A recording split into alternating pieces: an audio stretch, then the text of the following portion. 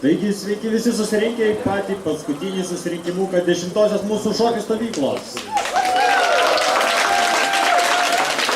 Mane pasiekė informacija, kad šiandieną mes turime 226 dalyvius, 9 savanorius ir 5 organizatorius.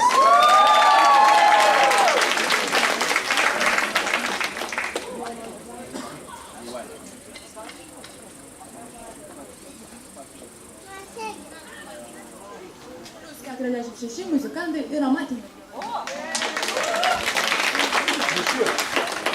Čia sudėtingas skaičiavimas. Taigi jau informacijos nebeteiksiu, jau visi žinot, kur yra tualetai, kad tualetuose nedaryt dušų, kad dušuose nedaryt tualetų ir atvirkščiai. Žinot, kur parkuot mašinas, žinot, kur ras palapinę miestelius. Jau tokios informacijos nebeteiksim. Šiandieną didžioji šokiai. Kaip sakant, jau šį kartą trypsim iki pat galo. Iki pat galo tai reiškia iki pusryčių. Paskui pavalgom ir vėl trypam. Taip, kad dar visi nusiteikia visą naktį šokt.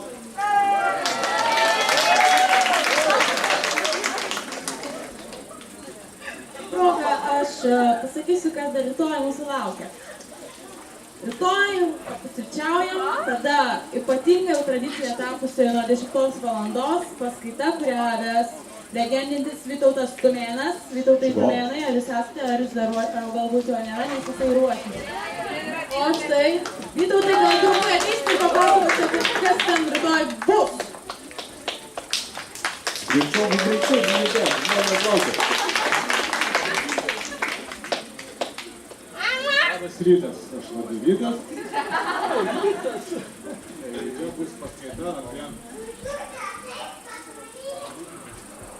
šokis kaip ornamentas, šokis kaip ženklas, ženklai kaip šokis, tautų sakotoja, tėvelė lietuvių kalbosakoja.